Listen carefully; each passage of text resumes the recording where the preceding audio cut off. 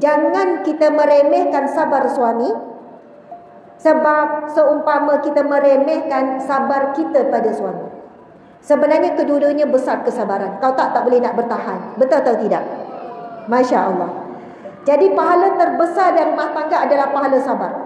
Saya pernah tanya pada seorang guru, macam mana nak menghadapi ujian rumah tangga? Ada tak tips? Dia kata ada 3, Ustazah. Ada 3. InsyaAllah boleh kekal sampai syurga. InsyaAllah apa pun masalah akan boleh dilalui. Ada 3, Ustazah. Saya kan main nak tulis 3 ni kan. A'udzu billahi minasyaitonir rajim. Subhanallah, tajuk yang diberikan ialah berkenaan dengan sunnah hari Jumaat oleh Nabi dan para salafus soleh. Tapi saya nak pergi kepada lebih umum, bermula daripada kelebihan ataupun kemuliaan hari Jumaat. Kelebihan ataupun kemuliaan hari Jumaat. Kita baru saja melepasi hari Jumaat tadi. Sekarang masuk maghrib, hari Jumaat habis. Jadi sekarang kita dah masuk hari Sabtu. Siapa yang tahu maksud hari Sabtu? Tak apalah, tak payah tanya, saya jawab je ya. Subhanallah. Bila sebut Sabtu, sekarang hari Sabtu lah, sekarang malam Sabtu. Hari dalam Islam bermula daripada hari apa? Ahad, betul. Ahad, asal perkataan wahid, ahad, iaitu satu. Allahu ahad, Allah yang satu. Jadi ahad tu maksudnya hari pertama, satu. Lepas ahad, hari apa? Isnain. Bahasa Arab, Isnain maksud dia 2. Isnaini 2. Wahid, Isnaini. Lepas tu hari apa? Selasa. Asalnya daripada bahasa Arab Salasa, maksudnya 3, hari ketiga.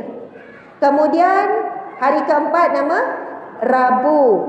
Bahasa Arab Raba'ah, 4. Arba'ah, 4. Betul tak? Belajar sekolah kan? Arba'ah, 4. Raba'ah, 4. Rabu, 4. Lepas tu hari Khamis. Asal perkataan bahasa Arab Khamsah. Hari Khamis, hari yang kelima. Tapi bila sampai hari Jumaat, kenapa tak sebut sitah ke, sadis ke? Kalau dalam bahasa Arab, ke-6 sitah ataupun sadisah. Tapi bila hari Jumaat, namanya adalah Jumaah. Jumaah asal perkataan daripada jamaah, maksudnya banyak ataupun himpun. Kalau Allah ya jami', maksudnya Allah yang maha menghimpunkan. Bila hari Jumaat bermaksud hari yang menghimpunkan segala kebaikan. Hari yang terkumpul segala kemuliaan. Jadi bila hari Jumaat, dia tak ikut wahid, isnin, salasa, arba'ah, khamsah. Bila hari Jumaat, dia terus ditukar kepada himpun, kumpul.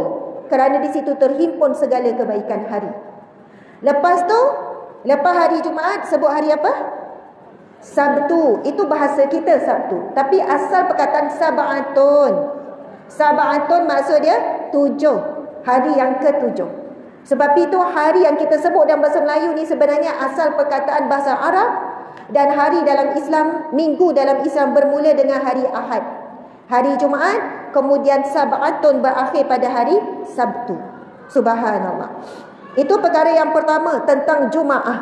Maksudnya himpun. Subhanallah. Daripada Abu Hurairah radhiyallahu anhu bahawa Nabi SAW bersabda. Boleh ikut saya? Ini adalah hadis sahih riwayat Muslim. Kita baca sama-sama, ambil barakah membacakan hadis Nabi. Bismillahirrahmanirrahim. Semangat lagi ya, penuh ni. Masya-Allah. Qala an-nabi sallallahu alaihi wasallam. As-salatul khamsu wal jum'atu ilal jum'ah kafaratun lima bainahunna ma lam tughshal kabair. Sadaqa Rasulullah sallallahu alaihi wasallam. Maha benarlah kata-kata Nabi sallallahu alaihi wasallam. Yang bermaksud solat 5 waktu, daripada subuh ke zuhur, zuhur ke asar, asar ke maghrib, maghrib ke isyak, isyak ke subuh. Nabi sebut antara solat ke solat dan antara Jumaat ke Jumaat merupakan kafarah, iaitu penghapus dosa di antara keduanya selagi mana tidak melakukan dosa besar. Saya ulang lagi sekali, Nabi sebut di antara solat ke solat, di antara Jumaat ke Jumaat adalah kafarah, penghapus dosa selagi mana tidak melakukan dosa besar. Mengumpat dosa besar ke dosa kecil? Dosa besar. Jadi bila sebut tu macam tak tergolong dah kita ni. Kalau ada hari ini, subhanallah, orang yang terlepas daripada dosa mengumpat, ini adalah golongan rare akhir zaman, golongan yang sangat susah untuk dicari. Satu hari tak ngumpat langsung, alhamdulillah, insya-Allah. Zaman-zaman musim pilihan raya ni agak susah sikit. Contoh aja, walau apa pun berlaku yang kita baca, yang kita dengar, tolong jaga lidah. Biarlah kita baca setakat kita, tak perlu kita nak sebarkan, sebab banyak sangat apa yang kita tengok, apa yang kita dengar, apa yang kita baca tidak benar, fitnah. Sampai tak boleh nak beza mana yang betul, mana yang salah. Bimbang kita bukan hanya berkata keburukan orang, tapi kita menjadi penyebar kepada fitnah. Maka beratnya dosa fitnah lebih berat daripada dosa membunuh. Al-fitnatu asyaddu minal qatl. Fitnah itu lebih berat dari sudut dosa daripada membunuh. Bukannya bermaksud bunuh orang, bunuh je, bukannya fitnah. Bunuh memang berat, tidak dibenarkan. Tetapi kesan besar fitnah, kenapa Allah beri amaran sampai begitu? Fitnah lebih besar daripada membunuh, supaya kita rasa takut dengan dosa fitnah. Dan kita lihat pada hari ini akhir zaman, kerana media sosial, manusia langsung tak rasa takut dengan fitnah, dan langsung tak rasa bimbang dan berhati-hati nak sebarkan sesuatu. Bimbang ia fitnah. Kerana kebencian, kerana semangat ta'assub ataupun asabiah, manusia umat Islam dah tak kisah semua tu, ancaman yang begitu berat. Jadi subhanallah, itu di antara dosa yang sangat besar, fitnah, menghina, mengeji, menyebarkan aib yang ditutup, bukan aib yang terbuka ni. Jadi mudah-mudahan daripada hadis yang kita bacakan tadi, untuk kita tergolong di kalangan orang yang Allah gugurkan dosa automatik. Bila jumpa Jumaat, bersih dosa. Bila solat, jumpa solat, gugur terus dosa. Walaupun tidak mohon taubat dengan Allah, selagi mana tidak melakukan dosa-dosa yang besar. Imam Nawawi menyatakan, setiap yang disebut di dalam hadis tersebut boleh menghapuskan dosa, sekiranya terdapat dosa kecil untuk dihapuskan. Sekiranya tidak terdapat dosa kecil atau besar, maka akan dicatat baginya kebaikan dan diangkat darjat. Sekiranya terdapat dosa besar dan tidak terdapat dosa kecil, mudah-mudahan perkara tersebut boleh meringankan dosa besar yang dilakukan. Subhanallah. Muslimin muslimat dimati Allah sekalian, seterusnya, seronok tak dapat baca hadis Nabi sama-sama tadi? Seronok. Sebab kita biasa dengar penceramah je baca hadis, kita pun angguk-angguk. Akhirnya kita jarang baca hadis dengan lidah, yang biasa baca Al-Quran sahaja. Sedangkan hadis Nabi juga dituntut untuk kita baca dengan lidah, sebab ia juga wahyu. Tanda kita sayang pada Nabi, kita lafazkan perkataan Nabi. Jadi saya nak ajak lagi membaca hadis yang seterusnya berkenaan dengan kemuliaan hari Jumaat. Bismillahirrahmanirrahim. Qala an-nabi sallallahu alaihi wasallam, Sayyidul ayyam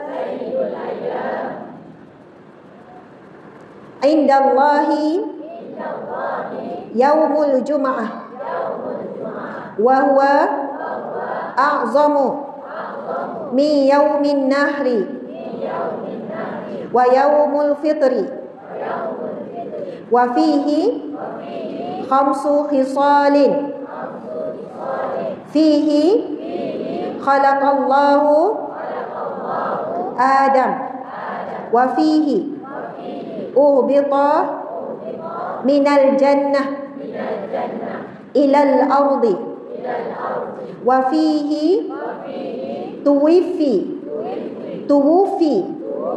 wa fihi sa'atun la yas'alul 'abdu fiha Allah fiha Allah syai'an illa a'tahu iyyahu ma lam yas'al isman aw qati'ah rahimin wa fihi taqumus sa'ah wa ma min malakin muqarrabin wala sama'in wala ardin wala rihin wala jabalin wala hajarin illa wa huwa mushfiqun min yaumil jum'ah. Alhamdulillah. Panjang tak? Masya Allah. Bunyi macam orang Arab dah semua. Hadis sahih riwayat Ahmad. Baik, maksudnya raja ataupun penghulu hari di sisi Allah adalah hari Jumaat. Ia lebih agung daripada hari raya Korban dan hari raya Aidilfitri. Di dalam Jumaat terdapat 5 keutamaan. Berapa keutamaan? 5 keutamaan. Pada hari Jumaat Allah menciptakan Nabi Adam pertama dan mengeluarkannya daripada syurga ke bumi. Pada hari Jumaat pula Nabi Adam wafat. Dan di dalam hari Jumaat terdapat waktu yang tiada seorang hamba meminta sesuatu di dalamnya kecuali Allah pasti memakbulkan permintaannya, selama tidak meminta dosa ataupun memutuskan silaturahim. Hari kiamat juga terjadi di hari Jumaat. Tiada malaikat yang didekatkan di sisi Allah, langit, bumi, angin, gunung dan batu, kecuali ia khawatir terjadinya kiamat saat hari Jumaat. Allahu Akbar. Hari Jumaat dipilih untuk peristiwa-peristiwa besar. Nabi Adam diciptakan Allah pada hari Jumaat. Bermaksud manusia pertama yang diciptakan Allah adalah pada hari Jumaat.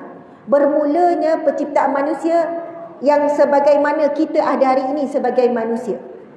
Dan Nabi Adam juga diturunkan Allah ke bumi untuk memakmurkan bumi pada hari Jumaat dan juga wafat pada hari Jumaat. Dan pada hari Jumaat, yang ketiga kelebihan dimuliakan hari Jumaat, terdapat satu masa yang mana Allah pasti makbulkan doa orang yang meminta. Subhanallah. Tuan-puan muslimin muslimat yang dihormati lagi dirahmati Allah sekalian. Bila tiba hari Jumaat, kalau ibu-ibu ada buat perbezaan tak bila masuk hari Jumaat start maghrib semalam? Ada tak perbezaan bila masuk hari Jumaat dengan hari lain? Apa perbezaan yang dibuat? Oh, zikir. Masya Allah, bagusnya. Lagi? Al-Kahfi, Yasin, berselawat. Betul? Okey. Itu dari segi ibadah. Dari segi rumah, ingatkan anak supaya solat Jumaat. Betul. Dan bapa anak juga. Okey. Kemudian masak sedap-sedap. Betul. Tak? Saya sebut tu permulaan je. Nanti kita akan masuk adab menyambut hari Jumaat. Dan bagus sangat di hadapan saya ni adalah muslimat. Dan kalau ada buku nota tulis. Sebab dalam kitab Hidayatus Salikin fi Suluki Maslakil Muttaqin, maksudnya adalah petunjuk jalan bagi menuntun kepada jalan-jalan orang yang bertakwa. Disusun di sini adab pada hari Jumaat, padanya 20 adab. Boleh jadi ceramah kita habis pukul 12 malam nak habiskan 20 ni. Boleh ke? Ada 20 adab. InsyaAllah kita buat cepat-cepat. Sebab tu haji tak boleh lama-lama. Nanti cepat dia dam haji tu. Tidur. Okey. Tak, semua orang pun ngantuk malam, kena tidur awal supaya bangun lebih awal kan. InsyaAllah kita tak akan lama, tapi kita cuba setakat mana yang kita mampu adab-adab pada hari Jumaat. Yang saya ingat, kalau hari Jumaat, mak saya ataupun ayah, sebab ayah pun pandai masak, memang akan masak special hari Jumaat, sampai kami ni tak sabar tunggu hari Jumaat. Bila hari Jumaat je, mesti ada yang special. Masak benda yang tak biasa dimasak pada hari biasa. Bila tanya, kenapa? Kan hari ni Jumaat. Soalannya, seminggu sekali ada hari raya. Lepas tu hari Jumaat mesti ada pergi tempat yang kita rasa seronok, mak ayah akan bawa. Hari Jumaat, ibu ayah wajib bawa kami daripada kecil 10 adik-beradik mesti pergi majlis ilmu. Wajib. Mesti bawa. Setiap Jumaat kami dah bersiap-siap pagi-pagi, adik-beradik sumbat semua dalam satu kereta, kami 10 adik-beradik ya. Muak je. Adalah kereta apa tu ya. Sumbat-sumbat. Lepas tu akan pergi ke Masjid Rusila Marang untuk hadir kuliah Tuan Guru. Tuan Guru Haji Abdul Hadi. Itulah rutin saya sampai besar. Sampai kalau kami balik pun kami akan ke sana. Sebab orang Terengganu ketika itu tak banyak pengajian-pengajian masa saya kecil. Yang ada ketika itu di Rusila. Jadi di negeri-negeri yang bukan cuti hari Jumaat mungkin susah nak buat. Tetapi kita boleh gantikan bila masuk hari Jumaat maghrib, buat majlis ilmu, buat taman syurga di rumah kita. Supaya bila masuk hari Jumaat malam tu, walaupun esok sekolah dan kerja, ada rasa perbezaan dengan hari lain. Bila masuk malam Jumaat, suami ajak isteri, isteri pujuk suami. Beza tu kan. Isteri kena pujuk suami. Suami ajak je isteri. Ya. Lepas tu kumpul sekejap, walaupun 10 minit, baca satu hadis Nabi pun cukup. Belilah mana kitab hadis, hadis 40, senang. Cari kitab hadis 40 yang ada syarah sikit. Giliran Jumaat ni siapa baca? Bila baca saja hadis Nabi, rahmat Allah turun melimpah ruah. Masalah suami isteri, masalah dengan anak, boleh jadi masalah dengan rezeki, masalah apa saja, secara perlahan-lahan selesai. Selama ini kita banyak fokus pada masalah. Kita tak fokus kepada penyelesai masalah, iaitu Allah. Rupanya punca masalah, keluarga kita, rumah kita jauh daripada rahmat Allah. Kita selalu keluar rumah pergi ke taman syurga, iaitu majlis ilmu. Kenapa kita tidak bina taman syurga di rumah kita? Wujudkan majlis ilmu di rumah kita. Sebab perkataan taman syurga ini bukan kita sebut atau ulama sebut. Nabi yang sebut. Nabi bersabda, "Idza marartum bi riyadil jannah farta'u." Fama riyadil jannah? Lalu sahabat bertanya. Lalu Nabi pun menjawab, "Hilakuz zikr." Okey, apa maksud dia? Nabi sebut idza marartum bi riyadil jannah. Betul. Apabila kamu melewati taman syurga, apabila kamu nampak taman syurga, maka farta'u, maka kamu singgahlah. Duduklah sekejap. Lalu sahabat bertanya, "Fama riyadil jannah?" Di manakah itu taman syurga ya Rasulullah? Rasul pun menjawab, "Hilakuz zikr." Iaitu majlis zikir ataupun majlis ilmu.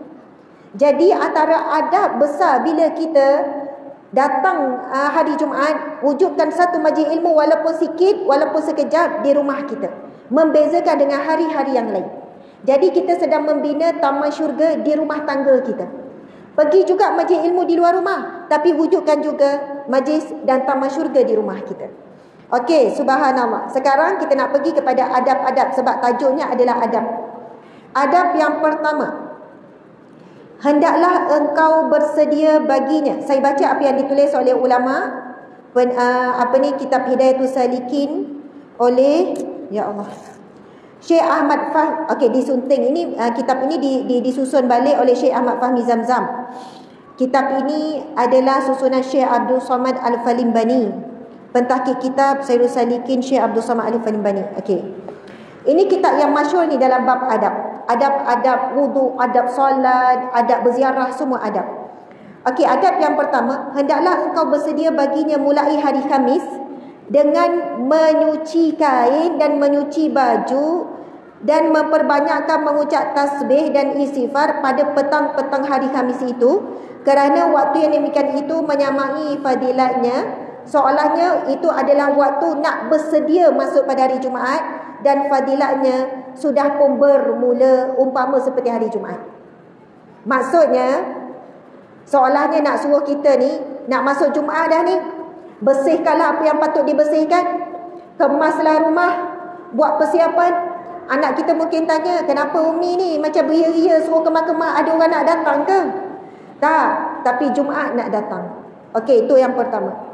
Adab yang kedua, apabila terbit fajar, maka sunat engkau mandi, kerana waktu mandi Jumaat itu daripada terbit fajar hingga mengerjakan solat Jumaat. Tetapi pada waktu hampir hendak pergi solat Jumaat itu terlebih afdal. Sabda Nabi SAW, "Ghuslul Jum'ah wajibun ala kulli muhtalim." Mandi pada hari Jumaat itu wajib, iaitu sunat muakkad atas tiap-tiap orang yang akil baligh. Sebenarnya wajib di sini bukan kalau tak mandi sunat hari Jumaat maka berdosa, tetapi tuntutan memberatkan bila hari Jumaat niat mandi sunat hari Jumaat. Bermula daripada lepas fajar, maksudnya terbit fajar, sehinggalah pada waktu Jumaat. Dan yang afdalnya mandi sebelum nak pergi solat Jumaat. Adab seterusnya, sunat menghias dirinya dengan memakai pakaian yang putih, kerana pakaian yang putih itu terlebih kasih kepada Allah Subhanahu wa taala. Sabda Nabi sallallahu alaihi wasallam, "Innal jannata bayda wa ahabbul asya'i ila Allahil bayad." Bahawasanya syurga itu terlebih putih dan yang terlebih kasih sesuatu kepada Allah itu sesuatu yang putih. Maksud terlebih kasih adalah Allah suka benda-benda yang putih. Tuan-puan sekalian, sebab itu dulu telekong semayang semua warna putih. Betul tak? Semua warna putih, tak ada warna lain. Sejak saya kecil sampailah sekolah menengah, sekolah kat Kelantan, semua putih. Dan tak ada orang jual telekong bukan warna putih. Lepas tu berlakulah perubahan zaman, telekong macam-macam warna. Saya pun jual juga telekong macam-macam warna. Saya pun pakai juga macam-macam warna. Sebab tak susah macam nak jaga warna putih. Tapi bila kita baca hadis ni dan kita sendiri dah faham, rupanya warna putih ni memang ada tuntutan kerana Allah menyukai warna putih. Kerana syurga itu kebanyakannya putih, bersih, bercahaya dan Allah sangat suka kepada warna putih. Maka tidak ada masalah kita nak pakai warna apa pada hari untuk kain telekong. Tetapi bolehlah kita mula pada hari Jumaat saja, telekong kita mesti warna putih. Bahkan bila hari Jumaat je ada pakaian khusus, ada telekong khusus. Telekong hari Jumaat namanya. Yang mana kita tak pakai pada hari lain untuk membezakan. Dan kita siapkan baju suami kita warna putih.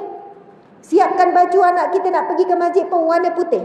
Itulah baju ataupun warna yang paling Allah suka. Maka adab pada hari Jumaat adalah berpakaian warna putih. Subhanallah. Adab yang kelima.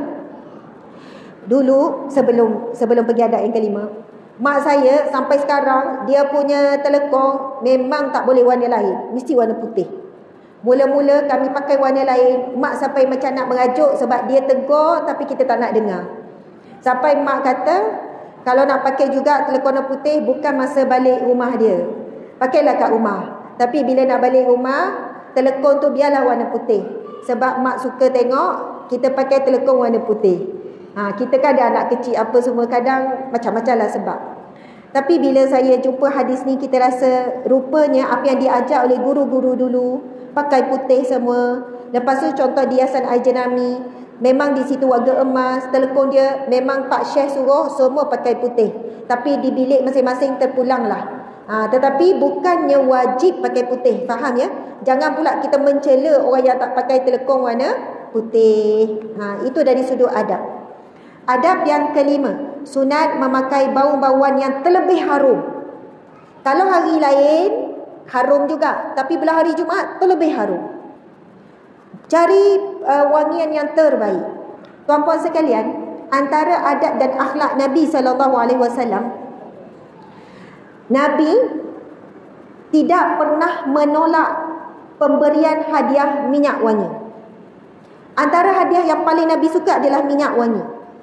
Dan Nabi tidak menolak apabila ada orang beri minyak wangi, dan Nabi ada menolak hadiah-hadiah yang lain. Sampai ulama kata, makruh kalau kita tolak ada orang nak beri minyak wangi, makruh. Kalau ada orang nak bagi minyak wangi, tak boleh tolak. Tak apa. Sebab Nabi sangat suka minyak wangi. Dan Nabi suka berwangi-wangian. Bahkan Nabi juga mewangikan isteri di rumah. Ada adab bila Nabi membersihkan isteri mandi, Nabi akan meminyak wangikan isteri. Di rumah wanita. Wanita nak pakai minyak wangi di luar, boleh sekadar menghilangkan bau badan. Dan bila tanya orang sebelah pun tak berbau. Sebab dibimbangi bila berjalan, tercium pada ajnabi iaitu lelaki asing, maka hukumnya adalah haram dan berdosa besar. Tetapi kalau kita tanya orang sebelah ada bau tak? Tak ada. maka ia bukan dikira tabarruj ataupun berlebih-lebihan. Dia hanya memakai mengikut kadar keperluan. Okey, jadi bila hari Jumaat, siapkan pakaian suami ke, anak lelaki ke pakai putih, sapu siap-siap, minyak wangi sembuh ke macam mana ke, dan bolehlah pakaikan pada minyak pada tangan, sapu-sapu, ada yang kata adab sapu di rambut dan sebagainya. Okey. Adab yang keenam, melebih-lebih pada mencuci badan dengan menghilangkan bau busuk badan dan menghilangkan yang cemar-cemar pada badan, mencukur bulu-bulu badan, mengadam misai, mengerat kuku dan bersugi dan mencabut bulu ketiak. Okeylah. Maksudnya memang kita tahu sunat kita bersihkan semua-semua tu seminggu sekali pada hari Jumaat. Sebab itu bila masuk malam Jumaat, kalau kami pun bila masuk malam Jumaat macam malam tadi terus minta pengetik kuku. Mana pengetik kuku? Kumpul anak-anak duk ketik kuku sebab hari Jumaat. Bab ketik kuku hari Jumaat ni kalau saya ingat mak ayah saya memang jaga. Maksudnya memang tunggu hari Jumaat, dari Jumaat je akan bersihkan kuku. So bukan kuku saja. Pesan pada anak-anak, ajar anak-anak semua bulu mana atas ke bawah ke, kalau laki ada janggut apa dikemaskan, dirapikan seminggu sekali pada hari Jumaat. Jadi adalah perbezaan bila masuk hari Jumaat. Kita tanya anak perempuan, dah bersihkan, dah cukup yang patut, anak lelaki sekian-sekian. Sebab apa? Dah masuk hari Jumaat sunat. Maksudnya bila buat perkara tersebut pada Jumaat tu dapat pahala. Buat pada hari lain tak dapat pahala. Memang sunat pada hari Jumaat. Subhanallah. Adab yang seterusnya, sunat berpagi-pagi pergi ke masjid yang tempat solat Jumaat itu padahal ia berjalan dengan kelakuan yang tetap dan hadir hati kepada Allah Subhanahu wa taala. Di sana ada hadis Nabi. Saya nak bacakan hadis ini. Muslimin muslimat sekalian, Nabi SAW bersabda, barang siapa pergi ke masjid kerana untuk solat Jumaat pada saat yang pertama, maka seolah-olah ia menyembelih korban seekor unta. Siapa pergi solat Jumaat awal, waktu pertama, boleh jadi waktu pertama ni mungkin pukul 9 pagi. Bagi orang yang tak bekerja, ni, siapa yang pencen kat sini? Saya rasa ramai dah pencen. Kalau masjid ni dia bagi ada ruang tak untuk solat Jumaat wanita? Tak ada Ada masjid tertentu ada ruang. Kalau dekat Seremban, masjid negeri, dia ada ruang solat Jumaat untuk wanita.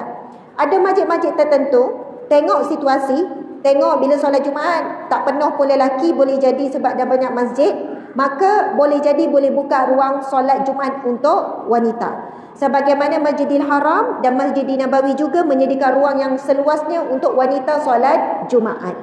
Okey. Jadi kepada yang tidak terikat dengan kerja ataupun kerja work from home ke macam mana, maka hadis ini cuba kita hayati dan fahami. Nabi sebut, siapa yang pergi ke masjid pada waktu yang pertama untuk solat Jumaat awal pada waktu pertama, umpama seperti melakukan ibadah korban dengan unta besar, mahal. Unta seekor lebih kurang dalam 30,000. Unta yang pertengahan pun lebih kurang dalam 24,000. Sebab kami pernah jual unta, saudagar unta. Betul. Sebab kami kan ada perkampung, ada ladang ternak di Selangor, Kuala Selangor. Jadi kami pernah ternak unta juga dekat situ. Lepas tu ada orang nak beli untuk korban. Unta tu kita jual dalam 24,000. Itu pun bukan yang besar sangat, tapi memang harga unta mahal. So kita mungkin takkan mampu nak melakukan ibadah korban dengan seekor unta. Tetapi dengan pergi ke masjid lebih awal pada hari Jumaat, pergilah iktikaf dulu, baca surah Al-Kahfi, zikir dulu, ngantuk, rehat, tapi dah niat iktikaf dapat pahala. Lepas tu bangun dia ambil wuduk, sambung lagi baca Al-Quran, lepas tu solat duha. Pergi awal seperti korban dengan unta. Dan barang siapa pergi pada waktu yang kedua, mungkin pukul 10 lah kita kata, maka ia seolah-olah seperti menyembelih korban seekor lembu. Dan barang siapa yang pergi pada waktu yang ketiga, mungkin pukul 11, seolah-olah menyembelih korban seekor kambing biri-biri. Dan barang siapa yang pergi pada waktu yang keempat, maka seolah-olah dia melakukan korban seekor ayam Mungkin pukul 12 dah dekat dah. Dan barang siapa yang pergi pada saat yang kelima, dah dekat sangat dah ni, seolah-olah dia korban satu telur. Yang ni paling ramai yang dapat telur. Maka apabila keluar imam, maka dilipat suratan, ditutup pintu dan diangkat akan kalam dan berhimpun segala malaikat di sisi mimbar, padahal mendengar mereka itu akan khutbah. Siapa yang datang ke masjid untuk salat Jumaat selepas imam telah pun keluar berada di atas mimbar, maka ketika itu malaikat tidak lagi mencatat kehadiran siapa-siapa yang datang solat Jumaat. Malaikat mengangkat pena dan menutup buku catatan, dan malaikat duduk sama untuk sama-sama mendengar khutbah. Sebab itu tolong pesan sangat pada suami, pada anak, pada menantu, yang mana lelaki yang berkaitan dengan kita, pastikan sampai solat Jumaat sebelum imam keluar. Sebab ramai orang bila dengar imam dah start, barulah kelang kabut turun daripada rumah. Betul atau tidak? Dengar imam start, oh dah khutbah dah, cepat. Tapi ikutkan hadis Nabi, bahkan ulama kata siapa yang datang selepas itu seumpama tidak ada catatan rekod kehadiran dia untuk Jumaat itu. Sebab ketika itu malaikat berhenti mencatat dan menutup, maksudnya tutup dah buku catatan kehadiran. Malaikat menunggu siapa yang datang waktu pertama, nama dia Saleh, Tuan Haji Saleh, dapat unta datang awal. Kebetulan dia tok siap kena bersihkan masjid, kan? Lepas tu gini-gini AJK masjid, untunglah. Lepas tu sekian-sekian, yang ni dapat lembu, yang ni dapat kambing, yang ni dapat ayam, yang ni dapat telur. Tu paling ramai, kebanyakannya dapat telur. Jadi kita cubalah bila hari Jumaat lebihkan masa, datang lebih awal. Dan kita para isteri pula beri semangat. Bang, saya dah masak siap-siap, awak boleh makan, awak nak pergi awal. Macam mana tu kan? Nanti lapor. Jadi tak apa, pukul 12 saya pergi hantar kat awak ya. Semangat tu. Saya pergi hantar sebab gini. Okeylah. Mudah-mudahan awak itikaf saya dapat pahala. Awak baca Quran saya dapat pahala. Awak zikir saya dapat pahala. InsyaAllah. Okey. Adab yang ke-8. Apabila masuk ke masjid, maka hendaklah menuntut, berebut untuk dapat saf yang pertama. Tapi ramainya duduk belakang, memenuhi saf belakang dulu. Bila tak ada pilihan, barulah pergi saf depan. Tetapi dituntut bila hari Jumaat, hari kemuliaan, bila sampai memenuhi saf di hadapan. Adab yang ke-9. Jangan ia melangkah akan bahu orang pada ketika ia masuk ke masjid itu. Maksudnya, janganlah kita mengganggu orang lain dengan melintas-lintas, sentuh lalu kok bau-bau. Cuba cari jalan supaya tidak mengganggu konsentrasi, fokus orang pada hari Jumaat. Adab yang ke-10. Jangan ia lalu lalang pada hadapan orang yang sedang solat. Adab yang ke-11. Sunat ia duduk dekat dinding atau dekat tiang. Maka jikalau tiada mudah demikian itu, maka sunat ditaruhkan, sabar-sabar macam pelik kan, pada hadapannya itu sesuatu yang menegahkan akan orang yang lalu pada hadapannya, kerana sabda Nabi SAW. Sebenarnya adab ini menjelaskan tentang siapa yang nak solat sunat solat pada tepi dinding ataupun tiang, supaya ia tidak menghalang laluan orang nak melintas. Bukan bila datang terus solat kat tengah-tengah. Solatlah kalau paling depan tak apa, tak ada orang nak melintas. Tapi kalau selain daripada itu, boleh cari dinding tepi ataupun tiang, supaya tidak berlaku orang yang melintasi, orang nak lalu terpaksa melintasi orang solat. Cuba elakkan. Itu di antara adab-adabnya. Subhanallah. Baik, saya tengok sekejap ayat ke-12. Jangan duduk di dalam masjid. Ayat yang ke-12. Jangan duduk di dalam masjid hingga engkau solat tahiyatul masjid, dan memadailah tahiyatul masjid itu dengan 2 rakaat. Dan jangan engkau tinggalkan akan solat tahiyatul masjid itu. Dan jikalau pada ketika khatib membaca khutbah, tetapi pada ketika itu jangan dilebihi daripada 2 rakaat. Okey. Dengan niat 2 rakaat ratibah yang dahulu pada hari Jumaat itu. Imam Al-Ghazali rahimahullah ta'ala berkata, dan yang terlebih afdal itu bahawa engkau solatkan akan tahiyatul masjid pada hari Jumaat itu 4 rakaat dengan 1 salam. Dan engkau baca pada tiap-tiap 1 rakaat kemudian daripada Al-Fatihah Qul huwallah hingga akhirnya. Okey, sunat tahiyatul masjid kalau ikut Imam Al-Ghazali adalah 4 rakaat. 4 rakaat sunat tahiyatul masjid dengan 1 salam.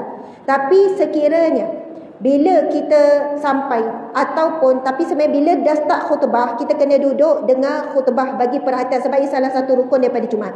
Tapi sekiranya contoh kita solat tahiyatul masjid, tiba-tiba khatib pun mula, maka selesaikanlah untuk 2 rakaat saja. Jangan buat 4 rakaat. Sekiranya ketika solat, kita sampai solat, khatib pun mula. So kita boleh habiskan tetapi cukupkan 2 rakaat saja. Solat sunat tahiyatul masjid membawa maksud solat menghormati masjid. Angkat takbir sampai je sebelum duduk, Allahu Akbar, lintasan hati tahiyatul masjid. Buat 2 rakaat pun sudah memadai. Baca Al-Fatihah, Qul huwallah. Sebagian ini disebut oleh Imamun Ghazali. Subhanallah. Apakah amalan selain daripada adab? Itu kan adab-adab akhlak. Okey. Yang pertama, sebagaimana maklum kita tahu, hari Jumaat memperbanyakkan selawat.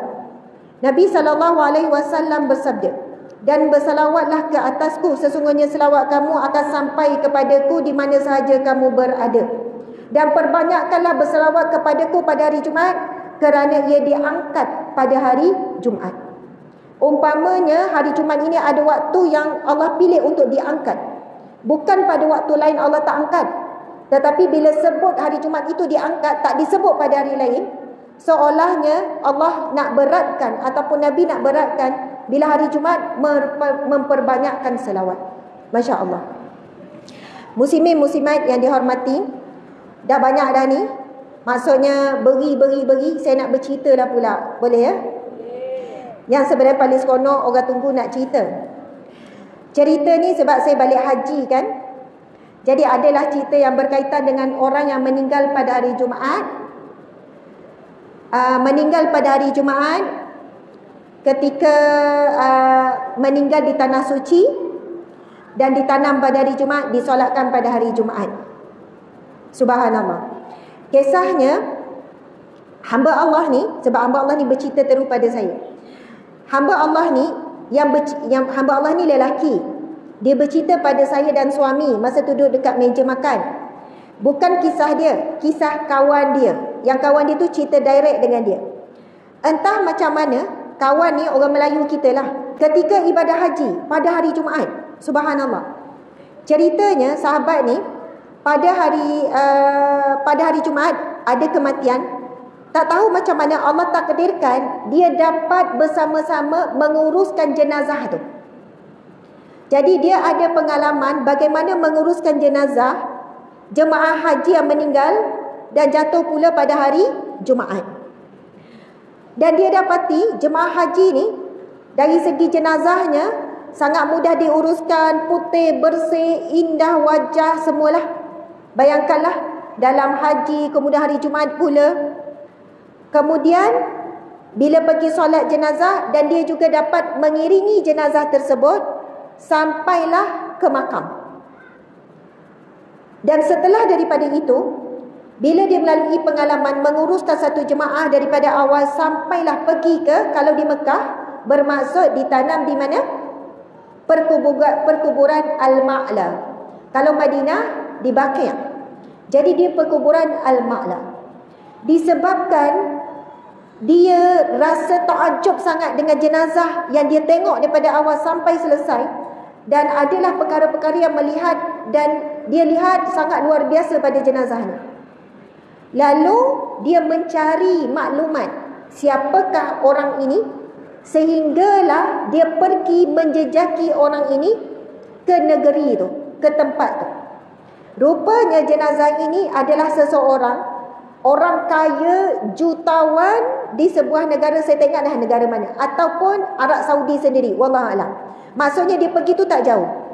Rupanya si mati ni, jenazah yang wafat ini adalah jenazah jutawan yang kaya raya. Lalu dia pun pergi bertanya apakah amalan arwah ni. Dapat kemuliaan meninggal hari Jumaat ketika musim haji. Kita fahamlah kalau ketika musim umrah, Situasinya takkan ramai seperti haji. Jadi kalau meninggal pada hari Jumaat pula tu dan musim haji, Masjidil Haram tu memang tak ada ruang, penuh sepenuh-penuhnya. Takkan sama macam penuh bila umrah. Yang saya yakin haji, sebab cerita sahabat kami ni, dia kata hamba Allah ni pergi haji dan keadaan dia dipaksa orang untuk pergi haji. Seolahnya kalau kamu tak paksa diri kamu, tak usah pergi haji, belum sempurna Islam kamu, sebab rukun Islam yang kelima adalah haji. Akhirnya dia sentap dengar, dia pergi haji. Dan Allah beri pengalaman dia menguruskan jenazah ni. Okey.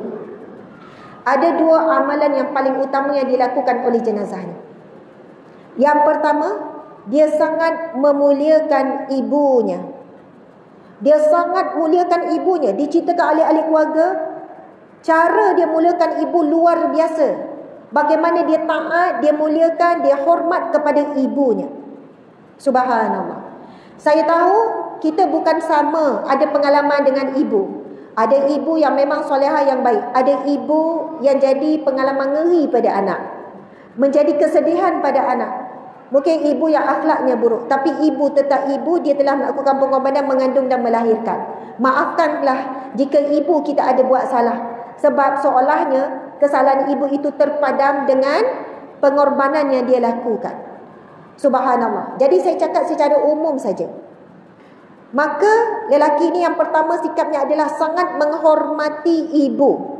Yang kedua, dia seorang yang dermawan, yang mana dia banyak menderma, yang orang pun tak tahu. Dia banyak menderma dalam sembunyi, terangan pun ada, tapi banyak menderma dalam sembunyi.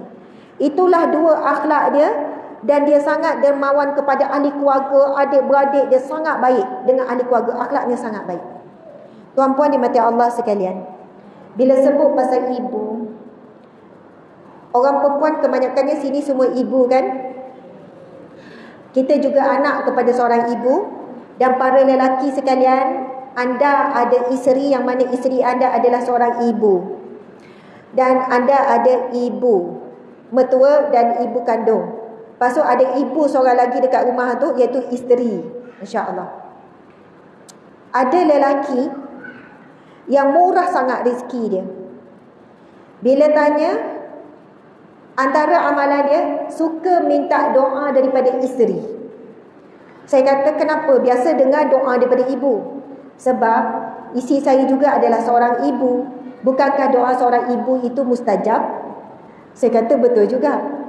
Saya nak tumpang keberkatan doa isteri saya seorang ibu. Saya cemburu kalau dia hanya doakan kepada anak-anak saja. Sedangkan doanya mustajab, Allah angkat kedudukannya menjadi seorang ibu. Kalau fikir isteri tu isteri, tak fikir dia adalah seorang ibu, sakit hati itu sakit hati. Telinga tu berdesing je dengar dia bebel kan. Tetapi bila ingat-ingat balik, bagaimana kita dibesarkan adalah dengan bebelan seorang ibu yang tidak pernah berhenti dan tidak pernah lelah ulang benda yang sama. Bab susun kasut tu lah dia ulang, bab beg sekolah tu lah dia ulang, bab ini sekian-sekian. Jadi bagaimana kita dibesarkan dengan pesan yang tidak pernah berhenti oleh seorang ibu, maka bila kita dengar isteri kita juga pesan banyak benda yang sama kepada anak dan tempiah juga kepada suami, maka bersabarlah. Bersabarlah. Sebab kesabaran isteri banyak tak nampak, sebab dia banyak sabar dengan perangai suami, jadi tak nampak sabar tu. Tetapi sabar suami nampak, sebab dia banyak sabar dengan mulut isteri, sebab mulut isteri itu berbunyi, bising. Oh, bebek nampak. Jadi orang nampak sabarnya suami dia tu ya. Isteri tak berhenti-henti. Kita dengar pun tengik. Macam mana 20 tahun dia dengar bebelan isteri dia. Isteri sabar pada suami kebanyakannya pada sikap yang tak berbunyi, pada perangai. Suami pula banyak sabar pada mulut isteri. Sebenarnya suami dapat banyak pahala, boleh jadi angkat kedudukannya menjadi wali Allah. Wali Allah ni orang yang dekat dengan Allah, bukan semestinya ada karamah ya. Sebab dia sabar dengan isteri. Yang paling utama mulut isteri. Isteri pula Allah angkat darjat kedudukan kerana banyak sabar dengan perangai suami. Jadi pasangan adalah ladang pahala kita. Pahala apa? Pahala sabar. Jangan kita dabik dada, kitalah paling banyak sabar dengan dia.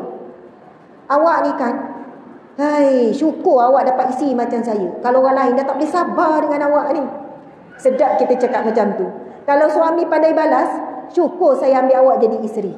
Tak tahu laki dunia mana boleh sabar. Kita kalau suami balas balik, kita tak mampu nak terima. Jadi, jangan kita meremehkan sabar suami, sebab seumpama kita meremehkan sabar kita pada suami. Sebenarnya kedua-duanya besar kesabaran. Kau tak boleh nak bertahan. Betul atau tidak? Masya Allah. Jadi pahala terbesar dalam rumah tangga adalah pahala sabar. Saya pernah tanya pada seorang guru, macam mana nak menghadapi ujian rumah tangga? Ada tak tips? Dia kata ada 3, Ustazah. Ada 3. InsyaAllah boleh kekal sampai syurga. InsyaAllah apa pun masalah akan boleh dilalui. Ada 3, Ustazah. Saya kan main nak tulis 3 ni kan. Dia pun kata, yang pertama sabar, yang kedua sabar, yang ketiga sabar. Dia kata tak ada cara lain, sabar je. Kalau nak bagi tip amalan supaya akhirnya mulut isteri itu okey sikit, perangai suami berubah, tak ada jaminan, sebab itu ujian yang Allah jadikan dalam sebuah rumah tangga supaya kita dapat pahala sabar. Kalau semua okey tu kira malaikat, dia kata. Kalau kira semua okey, rugilah tak dapat pahala sabar. Sedangkan Nabi SAW, Allah berfirman, innama yuwaffas sabiruna ajrahum bighairi hisab. Sesungguhnya pahala sabar tidak ada boleh dihisap, tak boleh nak dihitung, tak boleh nak ditulis. Jadi subhanallah, di antara kebijaksanaan seorang lelaki ataupun suami ialah dia selalu didik anak dia supaya muliakan ibunya. Contohlah ayah ni. Ini karakter ayah yang sangat hebat. Apabila contohnya dia tengok isteri dia penat, dia tak payah buat air untuk isteri dia. Dia panggil anak dia, buat air untuk mak tu. Pergi buat air untuk mak. Kan senang kerja dia. Pergi air buat mak tu. Lepas tu nampak mak tu tengah macam sakit, pergi urut bahu mak tu. Turun pula anak yang kedua, pergi urut. Kenapa ayah tak buat? Tak ada, ayah nak kamu jadi anak yang berbakti. Itu mak tu mungkin penat tu, tanya ada apa-apa nak ditolong tak? Kan senang, tak payah dah dia tolong isteri dia tu. Dalam waktu yang sama, dia sedang melatih anak tu berbakti kepada ibu dia. Sebab tu saya kata ini adalah ciri-ciri lelaki dan suami yang bijak. Waktu saya sakit, saya sengaja minta suami saya suruh anak saya yang santuni saya. Saya memang minta, memang suka suami santuni kita bila kita sakit. Tapi saya kadang tu suami tak perasan. Saya kata, saya akan cakap dekat encik suami, suruhlah anak yang hantar air pada saya. Suruh anak yang beri saya ubat.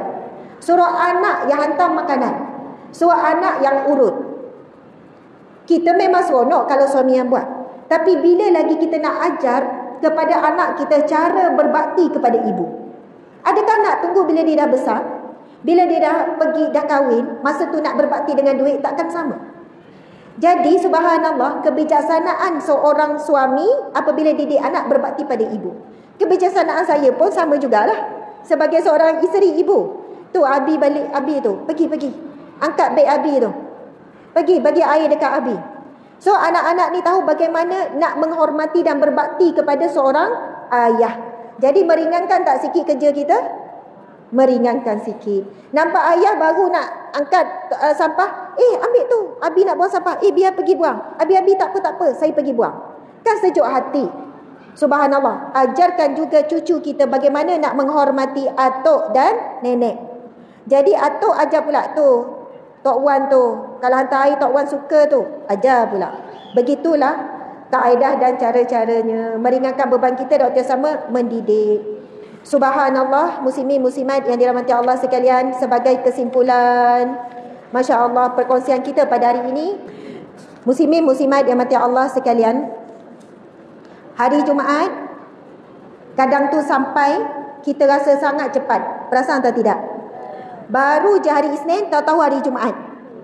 Sebab Nabi dah sebut akan tiba suatu saat yang mana masa akan berlalu begitu cepat. Hadis Nabi ni, setahun ibarat sebulan, Nabi kata. Sebulan ibarat satu minggu. Satu minggu ibarat satu hari. Dan satu hari ibarat 1 jam. Dan 1 jam ibarat 1 saat. Maksudnya seperti 1 detik. Dan saat itu sudah pun berlalu, sudah pun berlaku pada hari ini. Kalaupun kita tak perasan berlalunya hari Isnin, Selasa, Rabu, Khamis, tolong jangan tak perasan hari Jumaat. Biarlah hari lain tu kelang kabut. Seolahnya hari lain tu kita kata dunia lah. Hari lain tu kalau tengok TV lebih sikit. Kalau ngumpat, kalau boleh janganlah, bukan hari lain boleh ngumpat ya. Seolahnya kalau hari lain tu kita lalai pun, nak kata macam mana ya, bukan tak apa, tak adalah seberat lalai hari Jumaat. Tapi bila tiba hari Jumaat saja, itulah hari yang kita lebihkan ibadah, hari pesta ibadah, lebihkan sedekah, lebihkan membersihkan diri. Biar ada perbezaan bila hari Jumaat berbanding hari lain. Kalaulah kita tidak melakukan begitu, akhirnya berlalu setiap hari sama saja. Kalau orang bukan Islam, Kristian, dia jadikan hari keutamaan dia untuk fokus pada bahagian agama hari Sabtu. Kita pula hari Jumaat. Soalnya hari-hari lain tu kita sibuk urusan dunia, urusan itu, urusan ini, tak habis-habis. Bila hari Jumaat, kurangkan sikit. Sebab itu dikatakan, diajar, bila hari Jumaat kurangkan sikit pekerjaan-pekerjaan berat, ringankan urusan-urusan. Elakkan buat urusan-urusan yang banyak pada hari Jumaat. Hari Jumaat tumpukan lebih kepada amal ibadah. InsyaAllah. Mudah-mudahan apa yang kita kongsikan pada malam ini memberi manfaat, akan menjadikan kita hamba Allah yang lebih baik, melihat kekurangan diri bukan kekurangan orang lain, menambahkan kecintaan kepada Allah melebihi kepada makhluk, menambahkan kecintaan dan kerinduan kepada akhirat dan syurga melebihi daripada dunia, menambahkan kecintaan kita kepada amal-amal soleh daripada perbuatan-perbuatan yang sia-sia walaupun kita suka. Amin ya rabbal alamin.